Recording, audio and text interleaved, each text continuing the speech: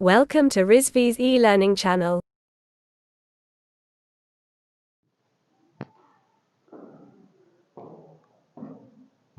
Hello student, good afternoon to all of you.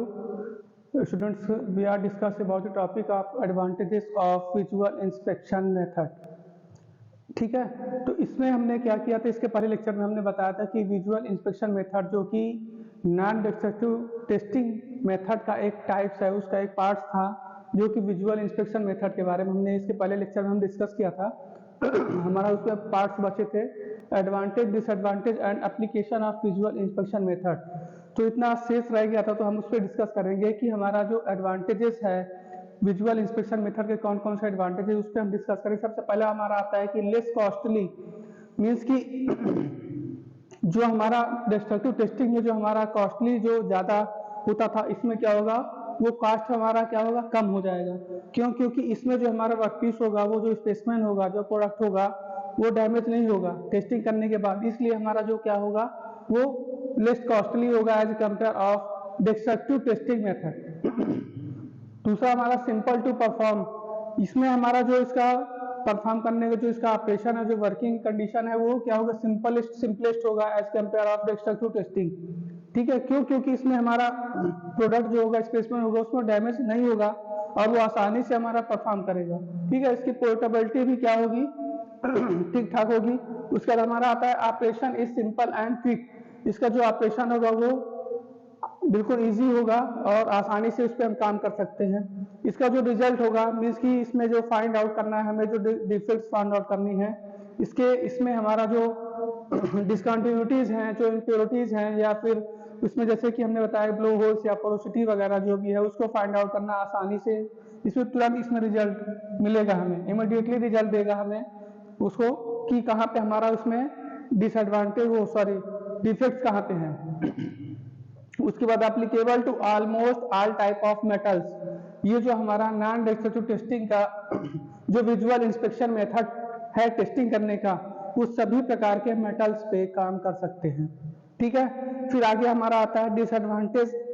Disadvantage में inspection is limited to some surface, means कि इसमें जो inspection करना किसी भी सरफेस पर, मीन्स कि कुछ जो सरफेस होते हैं, कुछ स्पेसिमेन के ऐसे सरफेस होते हैं जिसमें कि इंस्पेक्शन करना एक लिमिटेड होता है, कि मीन्स कि कुछ ही देर तक उसमें हम उसमें इंस्पेक्ट कर सकते हैं, इंस्पेक्शन कर सकते हैं। ठीक है, उसके बाद हमारा था स्किल्ड इंस्पेक्शन इज रिक्वायर्ड, इसमें जो भी इंस्पेक्शन करेगा उसके पास उसके बारे में उसको पता होना चाहिए, आसानी चीज़ों के बारे में, कि कहाँ पे उसमें हम कैसे फाइंड आउट करेंगे, कैसे हम पता लगाएंगे कि यहाँ पे इतना डिफेक्ट्स है, इस स्पेसिमेन में इतना डिसकंटिन्यूटीज है।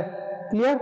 उसके बाद हमारा आता है कि healthy and high side of inspector also important issues, इसमें क्या होगा, डिसएडवांटेज एक ये भी है कि अगर हम उसमें सेल्फ, मतलब कि अगर हम सेल्फ कांटेक्ट करते हैं, आई से उसको इंस्पेक्शन करते हैं, मीन्स कि डायरेक्टली इंस्पेक्ट करते हैं किसी भी वर्कपीस या किसी भी स्पेसिमेन को, तो उससे हमारे हेल्थ पे भी इश्यूज क्रिएट होते हैं, हमारे आई पे भी इश्यूज क्रिएट होंगे, इसमें ये डिसएडवांटेज है।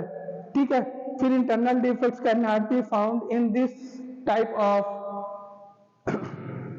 नॉन डिस्ट्रक्टिव टेस्टिंग, मीन्स कि जो हमारा इसमें इंटरनल डिफेक्ट्स होगा किसी भी स्पेसिमेन में, किसी भी वर्कपीस पे या किसी भी प्रोडक्ट में, तो उसको हम इसमें फाइंड आउट नहीं कर सकते हैं, उसको हम इसमें क्लैरिफाई नहीं कर सकते कि कहाँ पे उसमें डिफेक्ट्स है, कहाँ पे उसमें डिसकंटिन्यूटीज है। क्लियर? उसके बाद इसमें सबसे मतलब ये भी है कि उसमें अगर किसी भी बॉडी में, अगर किसी भी स्पेसिमेन में अगर उसमें इंटरनल डिफेक्ट्स है, डिसकंटिन्यूटीज है, तो सीधी सी बात है कि इस प्रकार के टेस्टिंग से हम उसमें फाइंड आउट नहीं कर सकते कि कहाँ पे उसमें डिसकंटिन्यूटीज है, कहाँ पे उसमें डिफेक्ट्स हैं। क्लियर?